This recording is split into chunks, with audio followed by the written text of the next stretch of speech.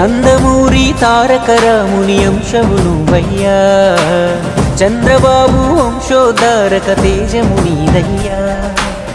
నవ్యాంధ్ర pension అనేది ఇంటికి రాకపోవడానికి గల కారణం మీరని వైసీపీ వాళ్ళు అంటున్నారు.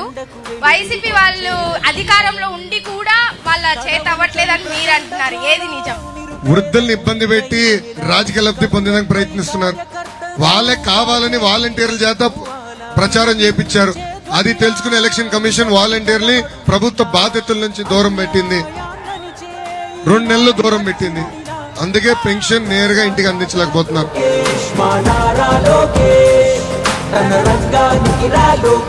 ఒక్కరికైనా ఉపాధి తీసుకొచ్చారా? ఒక్కరికైనా ఉద్యోగం కల్పించారా? తగ్గేదేలే. తెలుగుదేశం జెండకు వెలుగులు పంచే రవికిరణం. విద్యా దీవెన, వసతి దీవెన తీసుకొచ్చి చదువుకున్న పిల్లల్ని బాగా ఇబ్బంది పెడుతున్నారు. గతంలో ప్రభుత్వాలు నేరుగా డబ్బులు కాలేజ్ అకౌంట్లు వేసేది, విద్యార్థులకు ఎలాంటి ఇబ్బంది ఉండేది కాదు. ఇప్పుడు కావాలని ఈ విధానం తీసుకొచ్చి విద్యార్థులు చాలా ఇబ్బంది పడుతున్నారు.